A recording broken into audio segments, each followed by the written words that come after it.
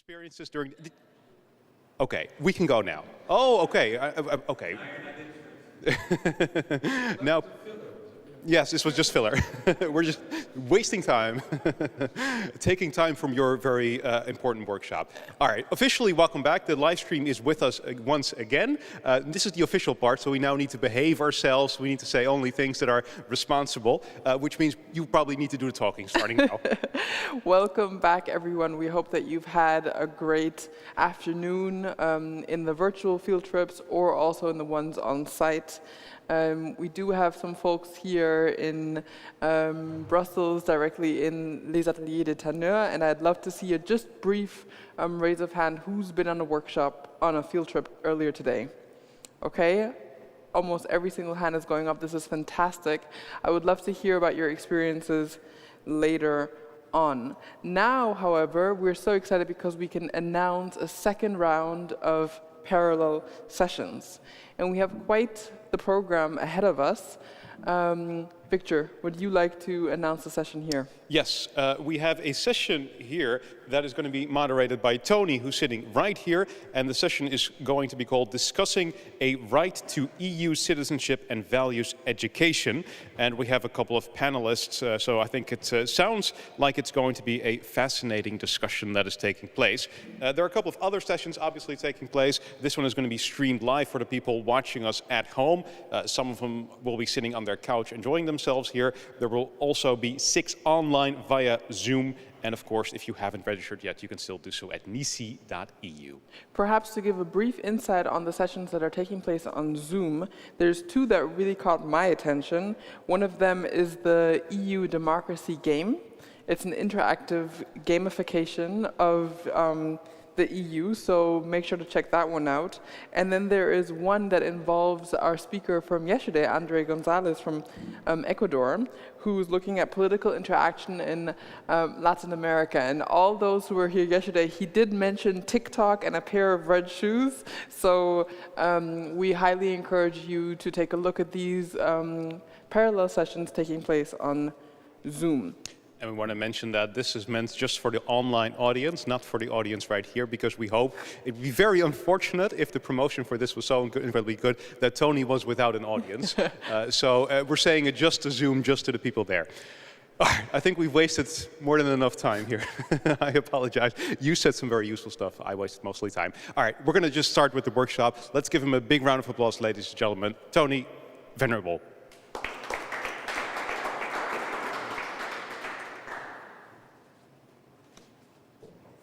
Never clap before it starts, because you don't know what's going to happen, I would say.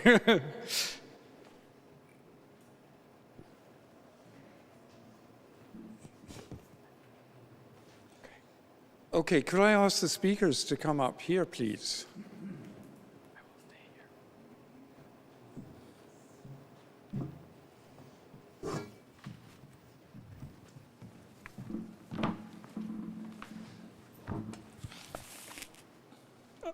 Okay, welcome to the most action-oriented workshop of this conference. We're looking for the support from NECE. Without your support, it won't be possible. With your support, I think we can do something really fairly spectacular. For a long time, we've been looking at how the EU deals with citizenship education. It's more rhetoric than action.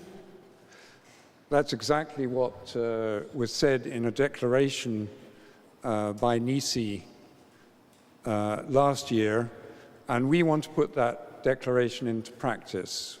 We want it acted upon, and we think the best way of doing that is to launch a European Citizens Initiative. And I think I should start by saying a little bit about what is a European Citizens Initiative. It's an instrument, it's the first instrument of transnational participatory democracy in the world. It was introduced by the Treaty of Lisbon. It gives the possibility for 1 million European citizens to sign a demand for the European Commission to take legal action. You have to achieve thresholds in at least 7 countries. You have to make sure that your demands are in the competence of the EU. On that, frankly, you can trust us. We know our stuff, and we're well surrounded by lawyers. Where 90% of the work is involved, of course, is actually getting the signatures. Out of over 100 ECIs tried, only 7 have got over 1 million signatures. And I'm afraid some of the worst performers are in the educational area. Getting signatures isn't everything, because we are running one on political rights, which is, we think, could be taken up by the European Parliament without reaching a significant number of signatures. So it is possible that an ECI, just by being launched, makes a lot of noise, does get something on the agenda, but obviously we'd like to do better than that. So we're giving ourselves a year to try to put together 2 communities. The community of citizenship education, and that can only be represented by NECE. That can only be represented by NECE. NECE is the convener of this community. And the second community is that of children's rights, because we think that alongside the EU treaty articles on education, there are some somewhat stronger messages coming from the Treaty on Children's Rights. So we can use that to promote signature of a European Citizens Initiative demanding a child guarantee of European citizenship education on European values of democracy, human rights, and the rule of law. It's simply saying that on top of your national citizenship, you have EU citizenship, and it should be taught to every child. Every child should have the opportunity of learning about it. So that's where we want to go. In a year's time, we would be launching signature collection if our assumptions are correct and if we can get the necessary resources behind this venture. I'm now going to give the floor to the 3 speakers who are going to talk more about substance than process, I guess. I'd like briefly to introduce the panel. I think the panel will be familiar, at least 1/3 of the panel, because Christoph is, or was, NECE is, I was in Glasgow and I could see that like many European associations and networks, there is a person at the center. So Christoph, and then we'll hear from Suzanne. Suzanne has been running fantastic workshops in the NECE campus. I think you ran one here as well. Values Unite has been promoting this idea of a European agency, has launched an alliance on democratic competencies. And these are things which are in the demands for our ECI, which I have sent to the organizers in the hope that at some point you will have a chance to read what we're proposing. But it takes up the key points like that and other points of the NECE Declaration. And then Selma has introduced this additional focus on children's rights. she's no longer at the University of Oxford, she is at the European University in Florence, but I get very confused between all these universities. But Christoph, can you kick us off?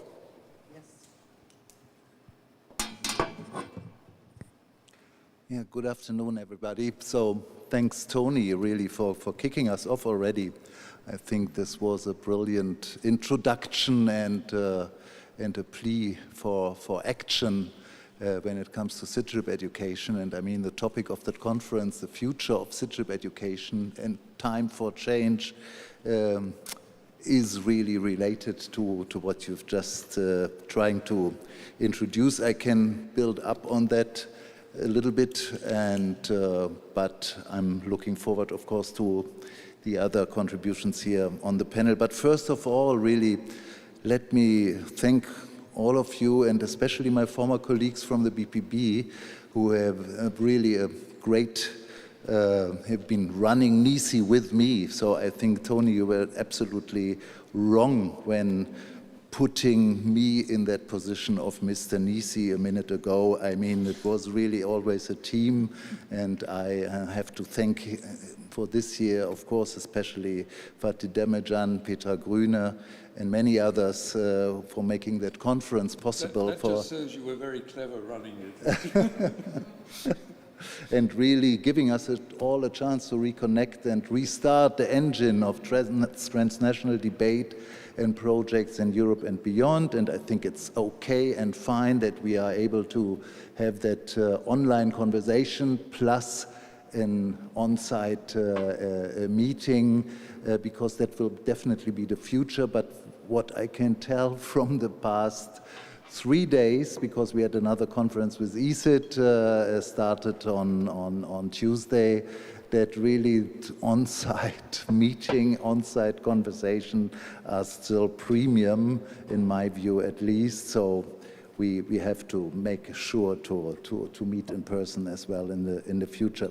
So I'm particularly really grateful to participate in this conference, this time in the capacity of an ECIT board member, because really more than ever I appreciate the privilege of having such a safe and democratic space of learning and open debates, and even from the short time since yesterday I got so many impressions and ideas and incentives really to work on other issues that I'm partly overwhelmed, really, and it will take another week or maybe a month to digest all the good ideas being here on the table. Finally, I'm really happy, and I cannot stress that much, that we've been able to continue the cooperation between NECE and the ECIT Foundation, because I think it's perfect match, so to say, between ECIT and NECE that started already a few years ago when we met Tony in Brussels. And I think Tony, as you might have noticed, is really a winner of hearts and minds. And in that case, it really worked, at least with me, and I think with other colleagues, because really the issue of European citizenship, which is at the heart of the work of ECIT, was somehow, it struck me that we need to focus more on that issue as an entry point to citizenship education on the European level. So both organizations stress the need for good citizenship education for everybody, to really give every citizen in the EU a chance to participate not only in national politics, but also, and I think that's a very important point, the much more difficult to access supranational level. ECIT just concluded, Tony didn't mention that, a 3-day symposium with great speakers and participants from all over Europe on the topic of reclaiming European citizenship. I think it was a perfect learning opportunity for all those who are interested in European rights, policies, programs regarding EU citizenship, including the much under-debated conference on the future of Europe. So for everybody interested in that event, you can still access ECIT Foundation website and of course a house space page with lots of information, lots of useful literature. So that's just a recommendation here. And of course, Tony will be able to explain more on the aims and the levels of ambition connected to another initiative, a draft of a statute on European citizenship, where all the scattered references in European document policies on European citizenship were put together, tabled in the European Parliament, and still open up, of course, for discussion and comment. So I recommend that document as well to you. ECIT, as only few of you will know, translates into European citizen rights involvement and trust. ECIT works as a think and do tank, and I think it fills a gap in the rich world of European think tanks. It's the only think tank who really concentrates solely on European citizenship.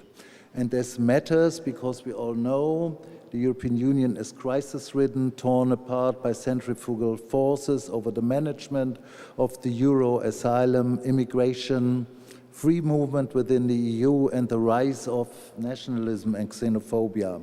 So what else can we do in that situation than really promote that transnational citizenship which is potentially able to hold the EU together? The dilemma is, of course, that European citizenship as a shared concept and not just as a practice, which somehow seems to be taken for granted. We all have our wonderful European passport, but nobody seems to notice that, because if you ask your friends who are not active in European citizenship education or in that sector, so to say, in the European bubble, what is European citizenship? Most of them will not give any satisfying answer, and most of them will even admit that they didn't even notice that they have that transnational, supranational citizenship among them, with them. And I think there is a lot still to do to raise awareness and to tell people about their rights and their potential, what such a citizenship definitely entails. So regarding our topic today, let me just confine two brief remarks. Tony already put some interesting ideas to you.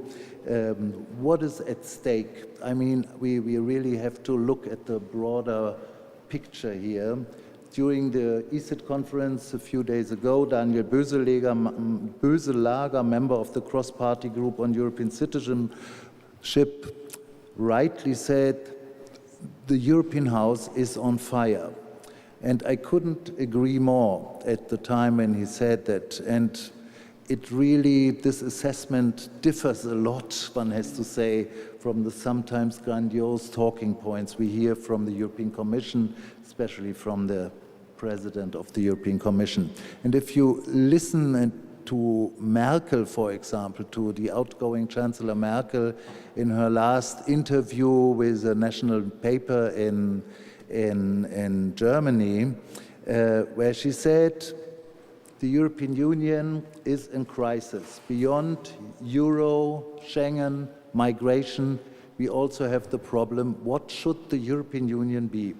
An ever closer union, a political union that moves ever closer together, or once again, an entity of national states held together only by a single market, but where each country goes its own social-political way. So, and her conclusion was, everything needs to be done in order to find a way to hold Europe together. So we have to take note that Merkel really put us back in her last statement when she was leaving office on the European level back to square one. The most fundamental question remains still unanswered. I mean, when I started to take an interest in European affairs, that was the question.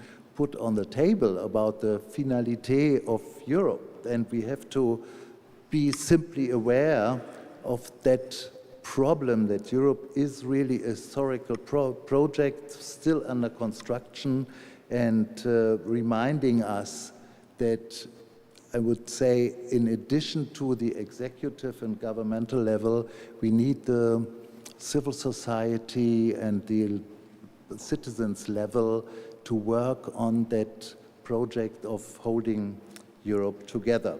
So there is that wonderful saying of Hölderlin, but where is danger, the saving also grows. Wo aber Gefahr ist, wächst das Rettende auch. In German it sounds a little bit more poetic, I would suggest. So having these conditions of adversity in mind, we have to definitely think of the powers of the forces who are really trying to advance the European project. And I think it's no coincidence that during the pandemic last year, which came as a shock to all of us, a lot of encouraging activities of European citizenship educators and activists lobbying for more transparency and democratic accountability of the European Union were visible and noticeable. And I mention here just a few. So we have the really interesting and forceful initiative of Citizens Take Over Europe, civil society organizations lobbying the conference on the future of Europe and still pressing for changes, informing the general public about the many flaws of that conference, but also about the many chances of that great experiment we have in transnational citizens' participation. We have the initiative already mentioned by Susanne Zels, Values Unite, to create a European agency or hub for civic education. Another organization or initiative was formed at the end of last year, the Civic Innovation Hub, which is a partner of that conference with the aim to trigger innovation in civic education on a transnational level and also start a mapping of existing initiatives and institutions in Europe. So last but not least, also NECE got its act together and drafted in a hopefully famous NECE declaration which in some argued for a right for every citizen, European citizen, to a good quality citizenship education. I do not want to summarize the declaration any further here because it's on our website, of course, and everybody can reread it. And I think it's still a basic document somehow by bringing together the most important demands and requirements for good citizenship, not only on the European level, but also on the national and local level.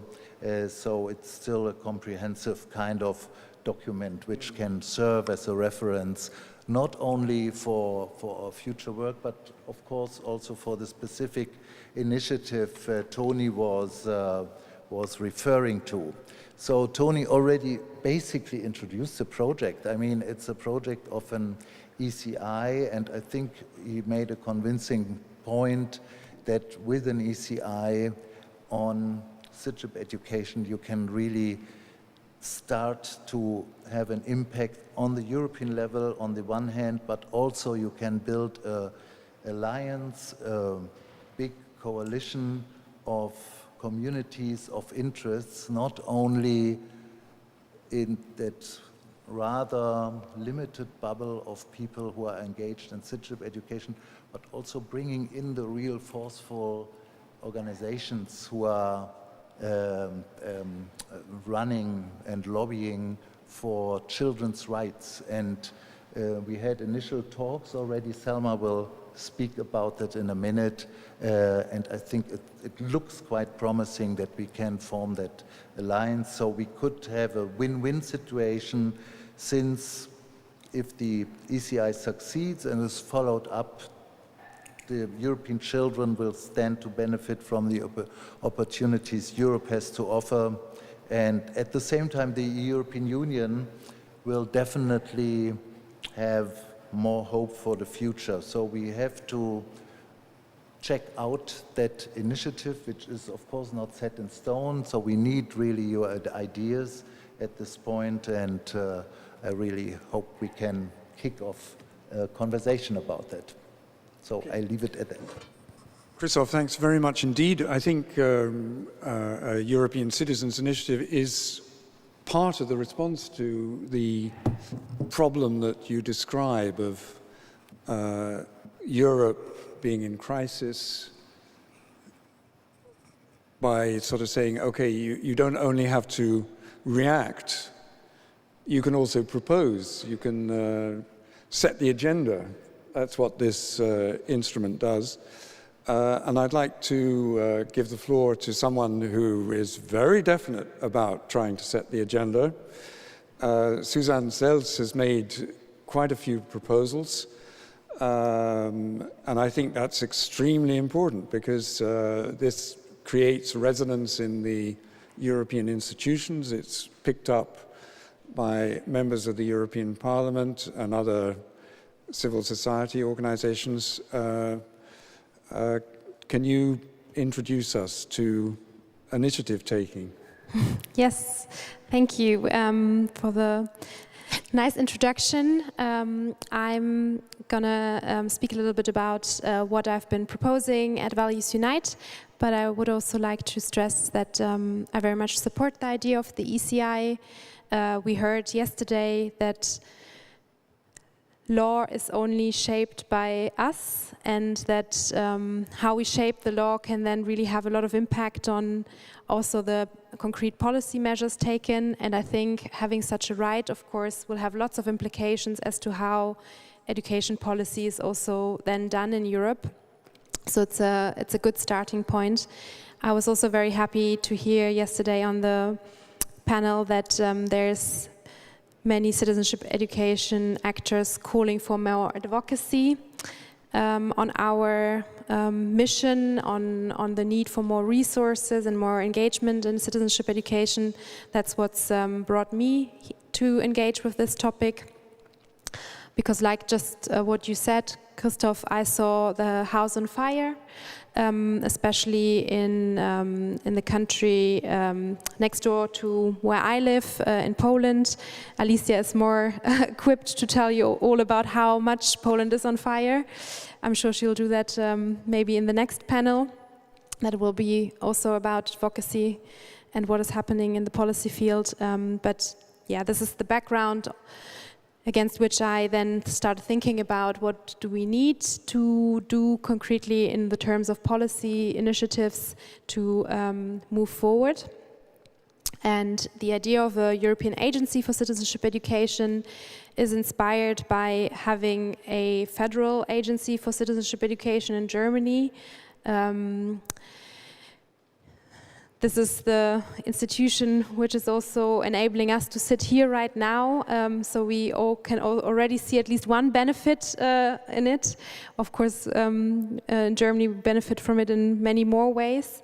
And I think having the same kind of infrastructure at the European level to make these kind of networks, but also concrete citizenship education activities possible in all member states is very relevant because it isn't the case that you can access citizenship education everywhere to the same degree that maybe you do in Germany or in some other member states. So the basic idea of calling for a European agency is to really have equal access to citizenship education, to quality citizenship education for all Europeans.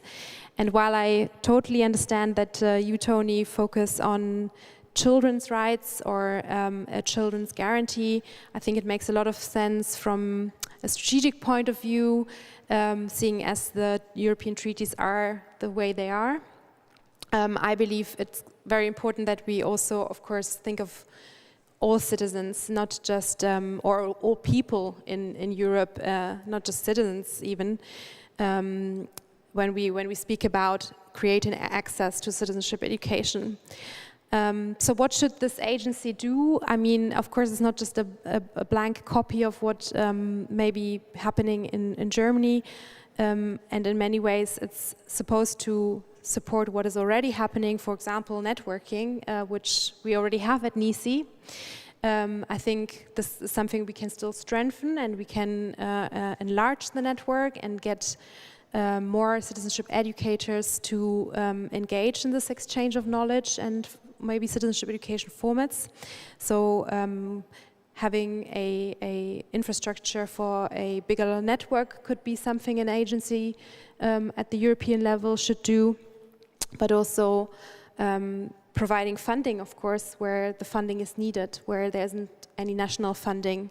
This is also something that is supported by the European treaties. The article which deals with education competences in the EU does say that the EU is allowed to also complement national policy when needed. So it's not supposed to engage in education policy when the national governments cover it all, but when they don't, it is allowed to complement it. So this is why we argue that this is somewhere we should step in the interest of Europe, in the interest of our values, democracy, rule of law, human rights, and many more, when we see that a government isn't supporting citizenship education in their national context. And we've come up with a few other ideas of how we could progress in the policy field beyond having such a platform, such an infrastructure. For example, I believe we could definitely improve on the monitoring. I think there's another session going on right now speaking about how we could improve monitoring and mapping. Because before we can really think about what do we need to improve, we have to have a good understanding of what is happening on the ground. And as far as I can tell, we only have a rough understanding of it. We know what is happening in the formal sector fairly well, but maybe not so much in the non-formal and informal educational field. And I believe we should invest a little bit more in this knowledge and find out really how are citizenship competences really on the ground in all these different member states. And then based on that, we can think about how we need to improve the access to these competences. And also one idea is to start this all off with a European strategy for citizenship education. I don't want to steal too much from what is probably going to be talked about in the next panel, but I was very happy because this was something that we proposed in the paper we published last year. I was very happy to see that many MEPs very much support this idea. They picked this up in the motion that was voted on and passed in the Parliament in June this year. They called for the Commission to set up such a strategy to really define what are our objectives in the field of citizenship education and how do we follow up on them. So I think we've already made quite a headway when it comes to attention in Brussels in this field. You said it as well. In the past year, I feel a lot has happened, not just because of the proposal for an agency, but also because of the declaration, because of the conference on the future of Europe. I feel there's a lot of movement at the moment. People see the house on fire, they understand we need to do something. And now we can really only hope for more attention, more concrete measures coming out of these emotions and declarations. And an ECI could be another tool to keep this going, to keep the ball rolling. And I'm sure here within NECE we're going to do our share to keep it rolling too. But I'm quite hopeful that the EU has understood that citizenship education and the competences are relevant, and we do need to do something about them. So maybe that's all from my side for now. Yes, I think what we're trying to say is that looking for European citizenship education across the EU institutions is a bit like looking for the soap in the bath. you know, when you've been in the bath for quite some time, you think you've got it, and you haven't. And this has been going on, as the NECE Declaration says, for quite some time. And what you're hearing here are attempts to break out and, you know, create a focal point or an agenda which is identifiable and precise. That's what we're trying to do. We're trying to get beyond this situation. And I think that what Selma Kropp will have to say can help us enormously, in the sense that Christoph hinted at this idea of the win-win situation, because if NECE and child welfare and child rights organizations joined forces, the winner would be NECE, in the sense that the child rights organizations are actually a little bit further ahead in engagement with the EU and clout with the EU. Selma. Thank you so much for the invitation to speak here today. My own role here is to introduce you a little bit to the EU as a child rights actor, and synergies that could be created really between these epistemic communities of citizenship educators and those lobbying for child rights to be enacted at EU level. And I very much hear you also, Susanne, on the point that this should really be a possibility to find synergies and still include the concept of lifelong learning, which I understand really has a lot of value. Let me see whether I can operate the slides right. Okay, so this is my role here, synergies between citizenship education and child rights. This is a topic I'm interested in myself in my doctoral research. So I will just give you a brief introduction to child rights in Europe and how the EU started to become a child rights actor. This is, of course, a topic that is very salient at the moment. Children make up a fifth of the European population, indeed. Worldwide, they even make up a greater share. A third of citizens of the world are children, so they are quite a large constituency, even though, of course, they are a sui generis, or their own kind of, have their own kind of citizenship in a way. Many children in many countries are not able to vote, for instance, but then they have other rights, right? There are participation rights, the right to raise their voice. And of course, during the pandemic, as everybody here is well aware and has been discussed also already throughout the conference, education was, of course, hit very badly by the most recent pandemic, continues to struggle, and children really had to suffer the impacts in an unproportionate way, even though they were not the group most impacted by the virus directly. Of course, the indirect effects were enormous, and the EU did do research on this and published it in the EU strategy of the rights of the child. So actually this equivalent format that exists in the child rights realm, this strategy, continues to be published by the Commission frequently.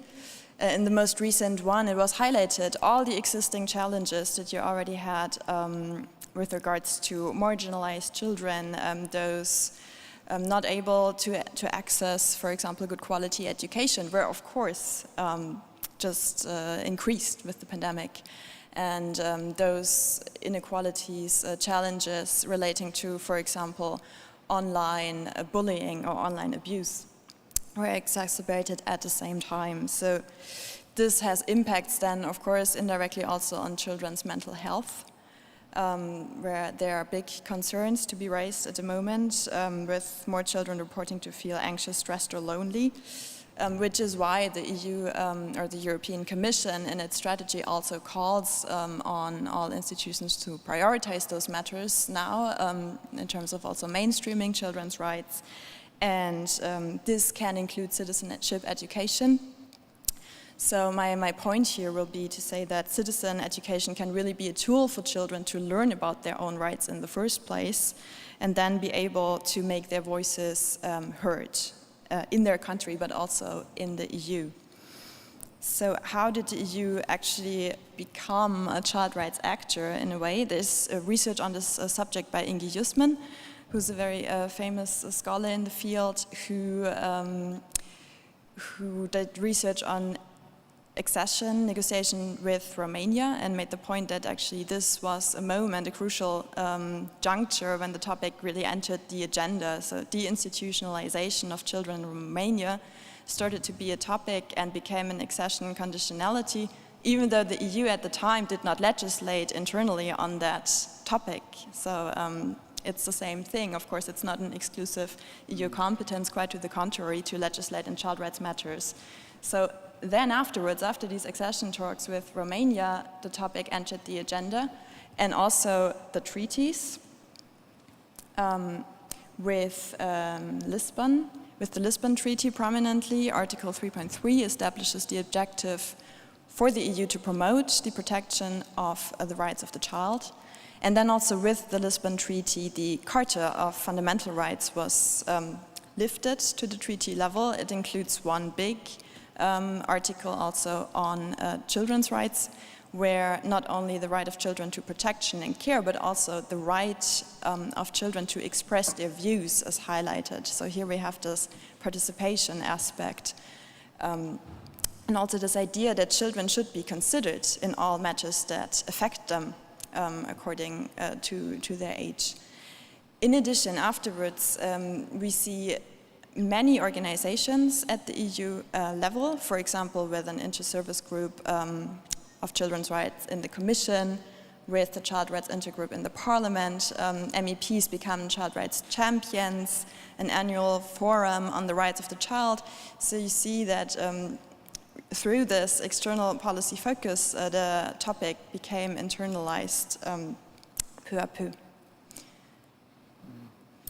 Then, during the pandemic, there was a report launched to assess the situation of children. In September, October 2020, a survey was carried out by 5 child rights organizations operating, amongst other levels, at the EU level, and asking approximately 10,000 children inside and outside of Europe what they think the EU should do.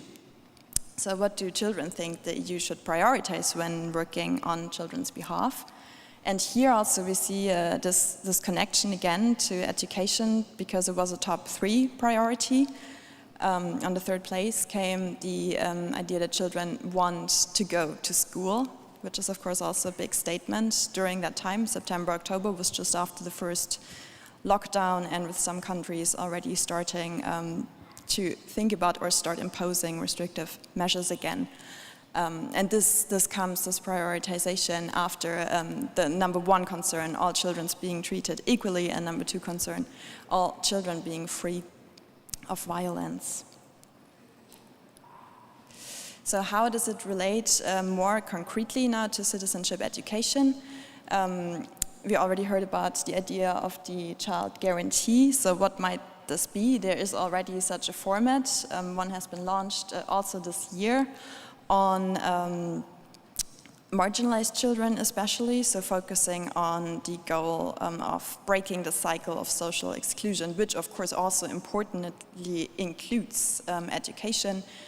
The Commission here are not exclusively the Commission, actually also in the most recent Council recommendation that came out as this EU Child Guarantee, early childhood education and care and education in general was stressed as a priority to break the cycle of social exclusion. And then you can see, this might be interesting here for the citizenship education community also, in the EU strategy on the rights of the child. So this is now the Commission strategy or soft law in this topic area. The first chapter, chapter 1, actually was on participation in political and democratic life. So the idea that the EU should empower children to be active citizens and member of democratic societies. So I think just by looking at this language, you can see the potential overlaps also between the different fields. So this was just my initial input to give you an idea of the EU as a child rights actor, why it is high time to focus on children, giving them the possibility to make their voices heard.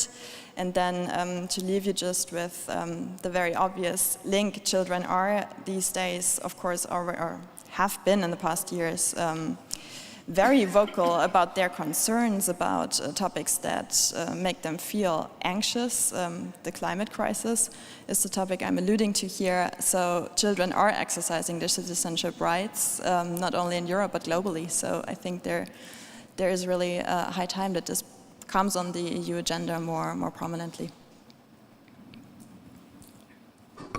Okay, thank you very much. I think we should now sort of throw this open to discussion. I'm not sure how this will work online. In the room is no problem. I would say that from what we've heard, there is some similarity of language between what we are familiar with on citizenship education and in the NECE Declaration, and the language which is coming up under the rights of the child. These are two separate communities. What we're trying to do is to suggest that they could come together. This is a very familiar approach to anyone who's worked in civil society organizations. You always look for opportunities to bridge between different communities. I guess there is some questions.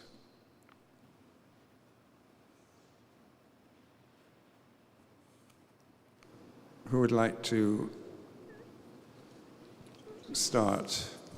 Yes, at the back. I just have a question because I mean, it's interesting. Sorry. Okay.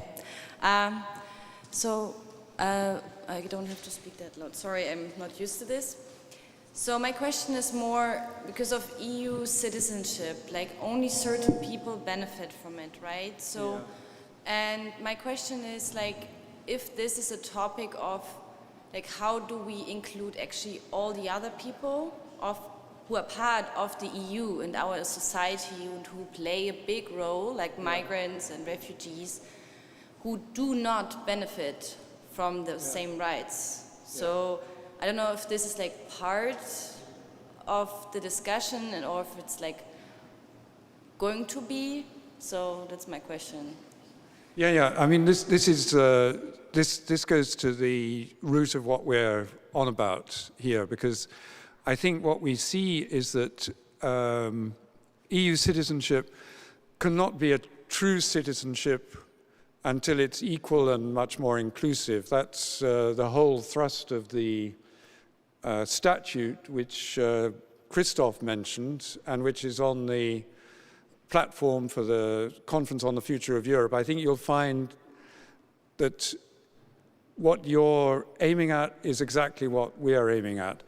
And the ECI is a way of doing that. It's a way of saying there are too few kids who get to enjoy the advantages Europe can offer. They tend to be from relatively well-off families. They have language skills. The programs tend to concentrate a bit on those who probably have such opportunities anyway and are missing out on the bigger impact this could have on children who wouldn't normally have this opportunity. And what we're trying to do here is to say that there should be a child guarantee for every child born in the EU, so that we expand enormously the numbers who get these opportunities and can participate. That's the thrust of what we're proposing. Or migrated as well, like. Absolutely. I mean, you couldn't possibly organize an Erasmus for a class of school children, and just because there's someone in the class who's the child of a refugee from Iraq, you exclude them? Come on. Of course not. No. Okay. Maybe if I just can add to this, when we talk about access to citizenship education, I know the term citizenship education might imply that this is for citizens, but of course this is meant for everyone. And I know talking about terminology is sometimes a little bit tedious, but I'm very aware that the community prefers to talk about democratic education or education for democratic citizenship. I think we are using the term citizenship education because this is the terminology of the EU. When we look at the recommendations that were passed here for the key competences, they speak of citizenship competences, but I'm pretty sure that everybody on this panel, when they speak about this topic, is speaking about it in a very inclusive way and doesn't want to limit this to certain groups when we want to expand the offer. No, because the term can be, like, sounds a little bit just exclusively. So I think, like, if you're not having the citizenship because of legal reasons whatsoever, I think it can actually exclude just because of the term itself. Like, No, you're right. You're absolutely right, and that's why we're trying to see ways forward for extending European citizenship to people from the rest of the world who are resident in the EU, and having some form of European citizenship or being a citizen of Europe which extends to the continent. You know, so we entirely agree with you. I think it's a point we should perhaps clarify in our proposal for the ECI. I mean, we take it for granted, but maybe it needs clarification. Yes, in the front.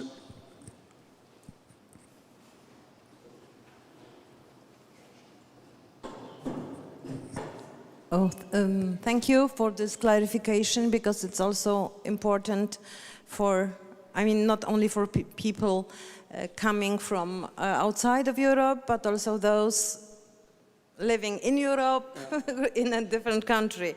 So I think that treating citizenship not as a formal, or not only as a formal relation, but something more, is very crucial to this. And I like the citizenship and values education, and I think it makes it more clear.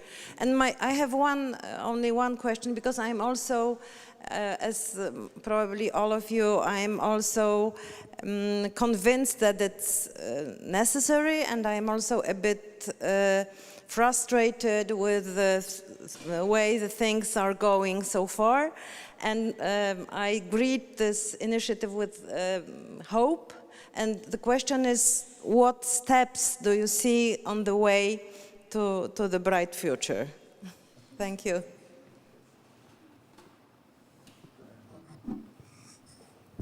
Are there questions we could add to? Yes? Yes, thank you. I would just have another question, also because what was just said about the values, but even citizenship, about the different interpretations of what that actually means. And we have seen in the past, especially when it comes to values and the rule of law, etc., that there is a great discrepancy between what some people see and some people don't, etc., etc. So I would just be curious how the panel sees, because I think we all agree on what we mean with it, but more the process of how to get to a consensus and how to get everyone behind the 5 elements or the 5 interpretations of what citizenship and values actually means, so that everyone would agree on the European level. Yes, I mean, I think you're right. It's an extremely difficult issue. We can't duck it. But of course, it makes these types of initiative all the more necessary. You have to confront those issues. Let's bring in the panel. I mean, really, thanks for challenging us a little bit on these terms and the terminology, and of course on the steps we need to take. And I think it's basically, it's really everybody's, it's up for grabs now what steps we should take, and it's an open debate, and there's no, you know, master plan ahead of us. But what I do think definitely that we, first of all, when it comes to inclusivity, we definitely, and Tony made that clear, that education must be a tool and a right for everybody who's living in the European Union, be it a migrant, a refugee, even with somebody with a temporary status of residence. It's clear that she and her children do have a right to education and citizenship education, and of course.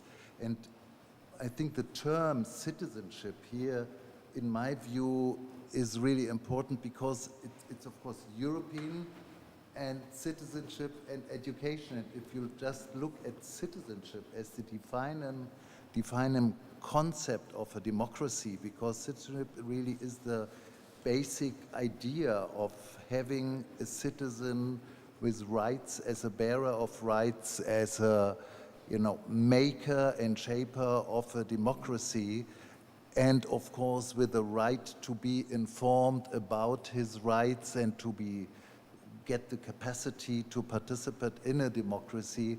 So I do still think that the term citizenship, if you just put away the European, which is of course a historic idea, that we have the historic reference to the Union citizenship, which was as a first attempt to a transnational citizenship instituted in the Treaty of Maastricht. And I think we should look at it both ways, you know, as an achievement on the one hand, and of course with something which could be seen as an evolutionary concept, which should be, you know, open to debate, which is really, you know, will be with us it was with us for the past 30 years, and really made not a very big impact if we are honest.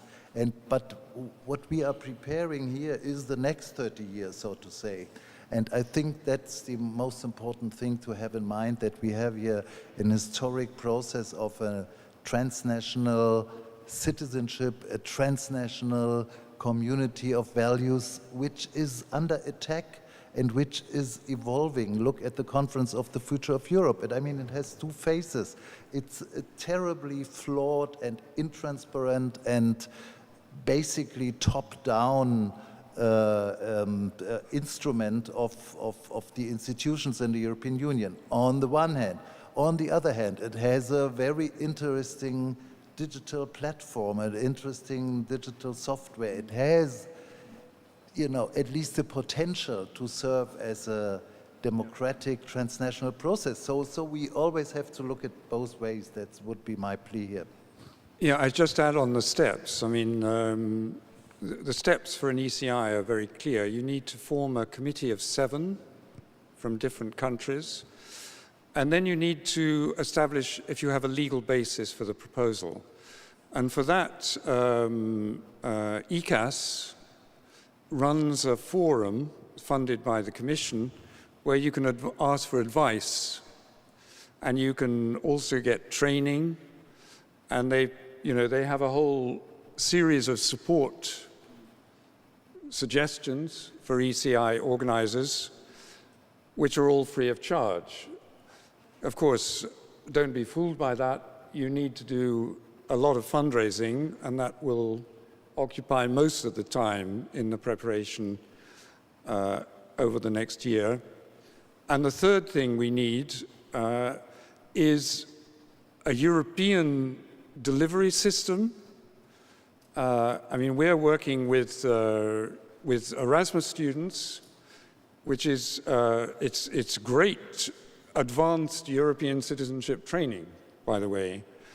And we would need more professional support alongside that. And then you need a wider network across all the member states of the EU, and particularly in the 7 where you want to go beyond the thresholds laid down in the regulation. Now, what I would say on this process is that because, okay, we've organized an ECI, we know about ECIs because we are a community of ECI organizers, is that it has certain advantages. You're working in a regulatory process. You have the same right of initiative as the European Parliament. And so ECI organizers have very good access to the EU institutions. They, on the whole, do talk to you in equal terms. They recognize that you're on a tough mission and that you deserve support and you deserve to be heard. So on the way to the million, of course, you can, I would say, quite easily achieve the position in advocacy terms towards the EU for citizenship education that the child welfare organizations have right now. I mean, they're a decade ahead, but you could catch up in a year.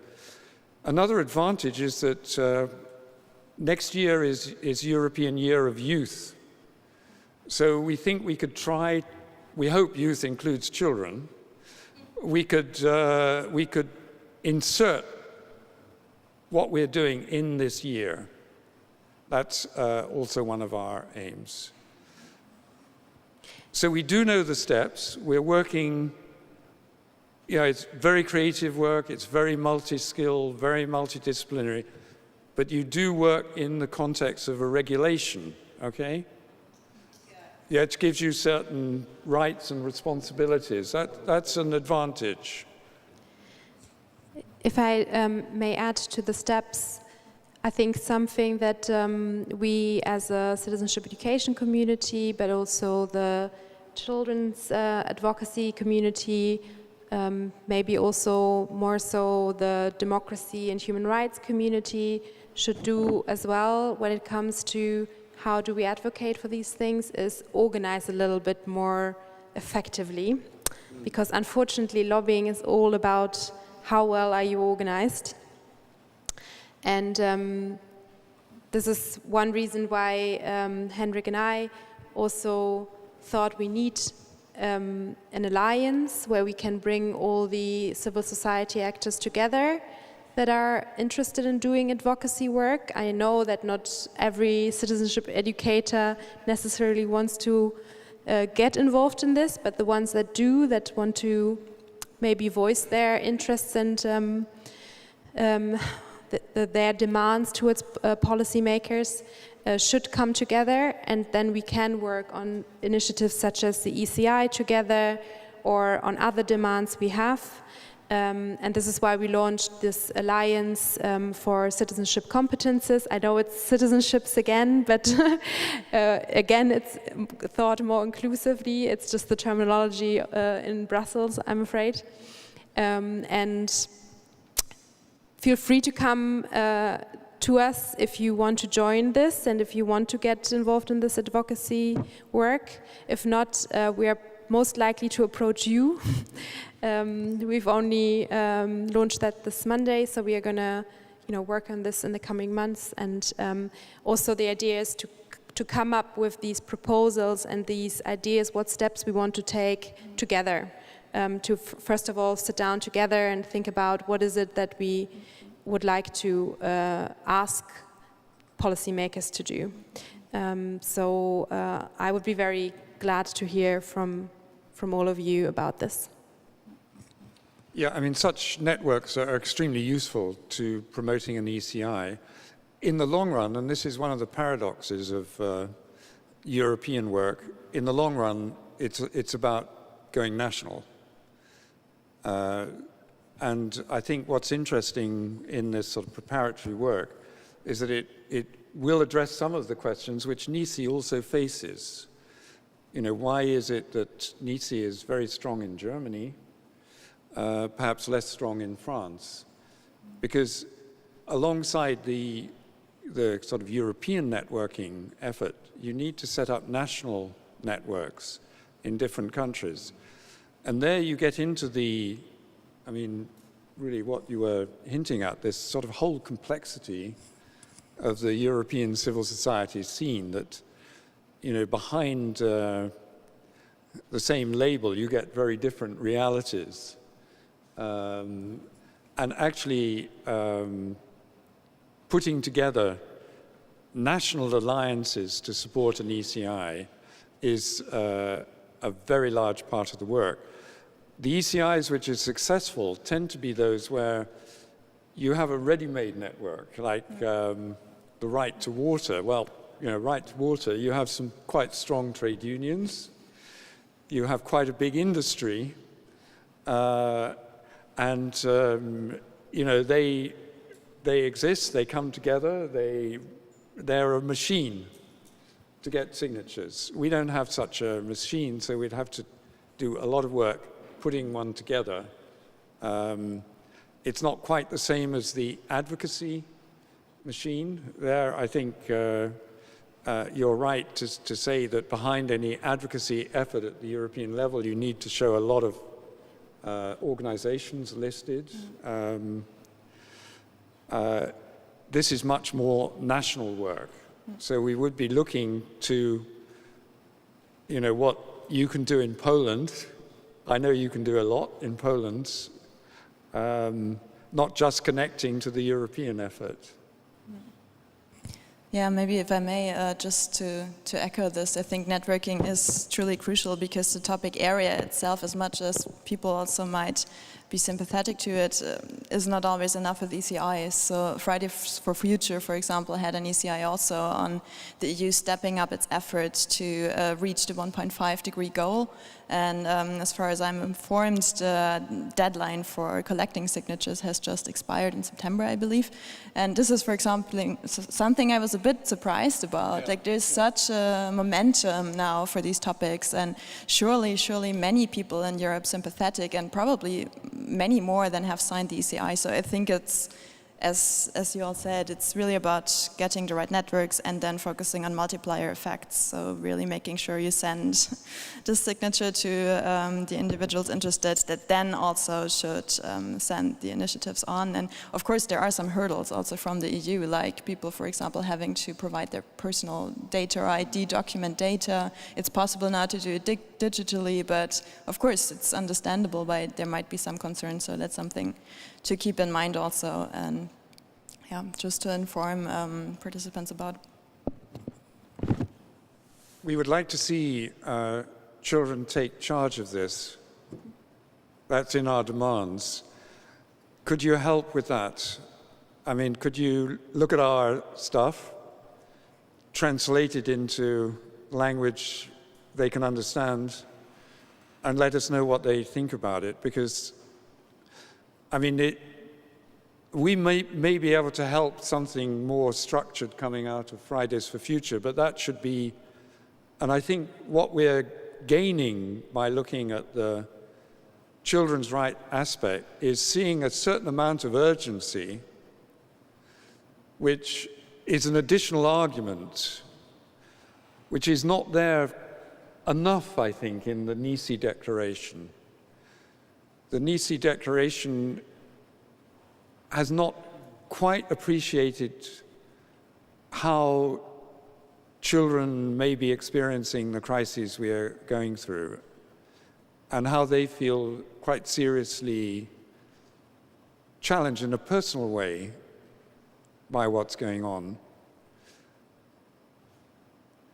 So in that sense, it's possible that what we're putting forward would actually look quite different if from 2 or 3 classrooms or other meetings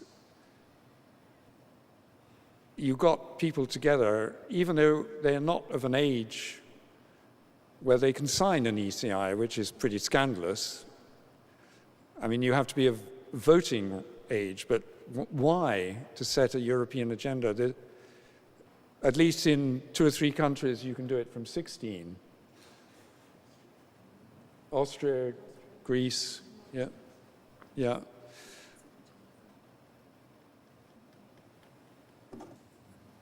So including in the steps, this would also be a step.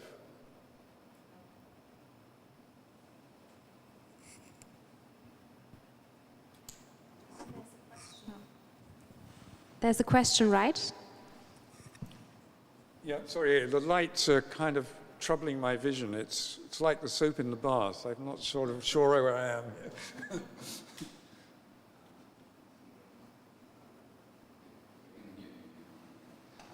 I know that you mentioned now that the idea is to create a national institute. We can't hear you. Okay, now it's working better. So you mentioned now the idea is to implement it through the national level. But since you are, the initiative seems to try to create an European Union instrument, my question is how to enforce the law. I come from a background in law, and I know that we have this struggle to enforce international or transnational law. So this is one question, and the second question would be, what's the parameter that we follow to see that the right was not respected?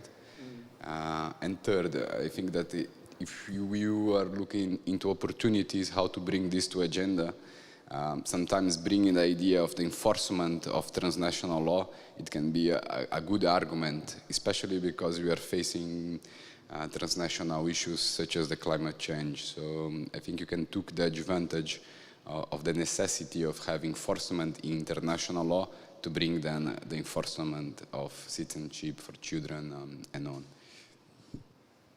Yes, I mean, you're absolutely right. I think what we're trying here is it's a right which is a programmed right. In other words, no right to citizenship education can be automatically valid from one day to the next because it has to be backed up by resources, content. Yeah, enforcement is a huge effort. I mean, what I would say is that, and you correct me if I'm wrong, I mean, the child guarantee currently being promoted by the EU is to eliminate child poverty. Well, come on, that depends on a lot. It depends on better housing, foods, better social assistance.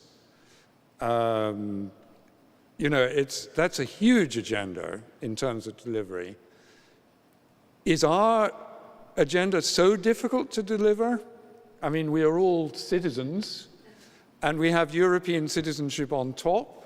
So obviously everyone should get some education in this area. There's a lot of lip service done for this. I mean, it is going on in some form. It's, you know, you say it should be monitored more, of course, because it's not that effective. But this is not impossible in terms of getting the commitment. I think I would, as a campaigner, I would have a little bit of difficulty saying to people, don't just campaign for the ECI over a year. You've got at least 5 years following that on, you know, following it up, lobbying, implementation, etc. But you're right. I mean, you're simply right. This is how life is. We might get the guarantee. There would be recognition that this is a right of every child in the EU. And then the next, you know, when I finally retire, then it'll be up to Alicia and others to do the next action. Yeah. May I add to this, maybe? Please, do you have to?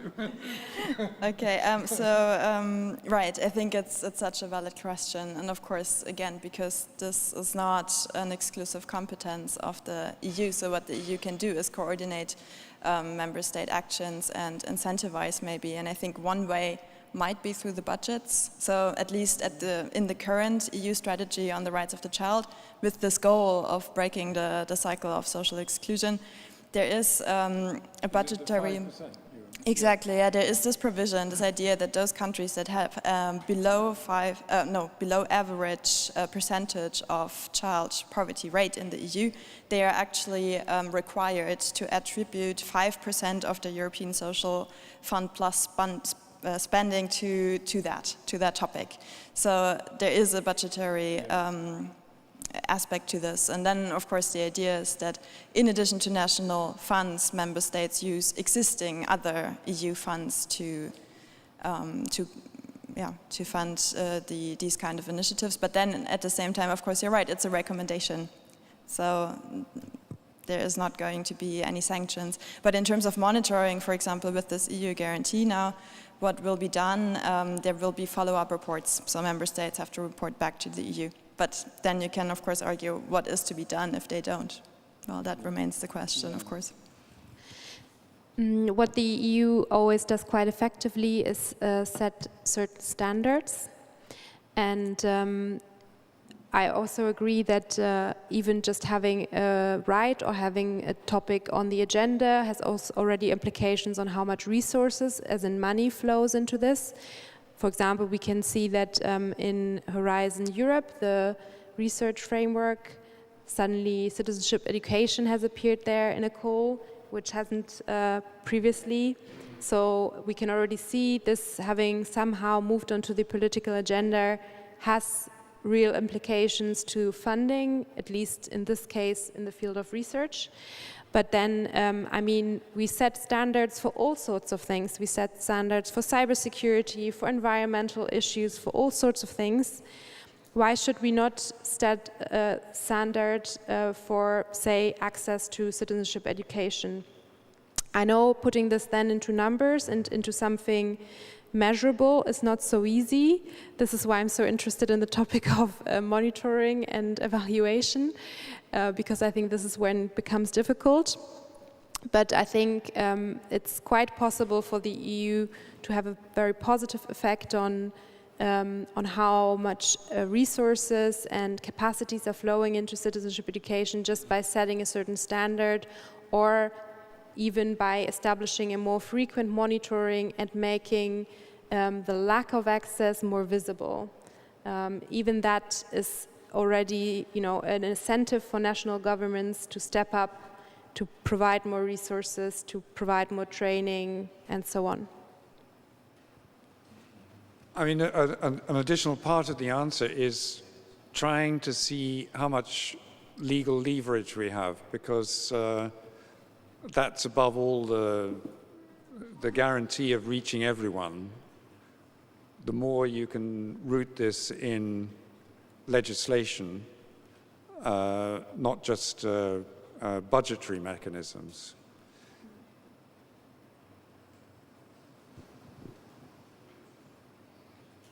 When are we supposed to stop? Any time now, I guess. 4:30? 4:30. Okay, I think this is an opportunity to ask if there are any other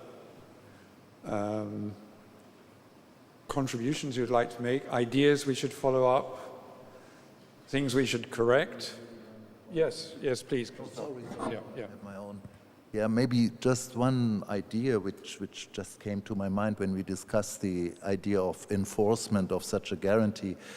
Well, I think enough has been said already regarding the realistic chances of a simplistic understanding of enforcement here. But I think we need to really think on the process which is currently gaining traction, in my view, before our eyes with, again, the conference on the future of Europe, which is, I mean, that at least there is a good chance that it will definitely not end its work in April, but somehow will be extended and will be eventually, I mean, there is a strong lobbying going on in front of our eyes now to turn into a permanent transnational assembly of citizens. We have other developments in other countries, in Ireland, as well as I learned only recently in Germany, where we have the new experiment of citizens' assemblies trying to deliberate and trying to get as a kind of a new instrument in the effort to democratize democracy in a way. And I think these are developments we should really closely observe and which could, of course, play into the lobbying effort and then, of course, also in the effort to remind the policymakers, the institutions, the powers that be to their commitments regarding education for everybody and rights of citizens. Yeah, that's a very good idea. Thank you. Yeah. One sentence. Are you sure it's going to be one sentence? Two. Yes, because as I'm coming from Poland, I think every initiative that shows that we are part of a bigger entity, and not only Poles, Dutch, or French, is something that really is also part of European citizenship education. And this is a very basic assumption that's also behind this initiative. And I think it's in the case of Poland, it's a strong message. It's a countering the message of the present government. And the minister, whom, as you know, said that the European Union maybe once was a nice community, but became an unlawful entity. So, any message that for the, for every man, for a teacher in the school, anything that shows him that this is legitimate for him to treat his students and himself as part of Europe is something important, even if we don't have very good criteria for measurement, how much EC was delivered. So from the point of view of our country, it's great. I think that was actually the closing remark, definitely. I thank you very much. And I'd like to thank the panelists for very good, very complimentary presentations. I mean complementary in the sense that they didn't overlap each other, not necessarily praising a process which has only just started. We still have to deliver a lot. And I'd like to thank you in the audience very much. This has been extremely useful. Thank you. Thank you.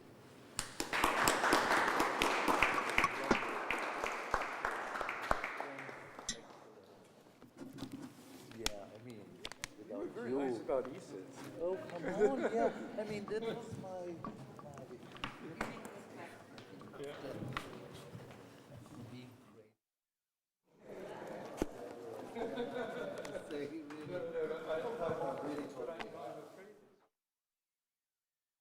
I'm afraid it's true.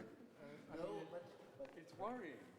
It's worrying because these European... Ladies and gentlemen, we have a coffee break coming up. That is the part that we're heading towards now. At exactly 5 o'clock, we're going to start with the final panel, which is going to be taking place until about 6 o'clock. And that is going to wrap up this conference. Yes, very much looking forward to this final panel, which will be a very interesting one with a very interactive format. We have quite a few exciting speakers. It's going to be EU decision makers, and it's talking on citizenship education and EU policy, a new beginning, ? So come back after your coffee break, online as well as here on site at 5 p.m. promptly. We will begin with that one. Thank you.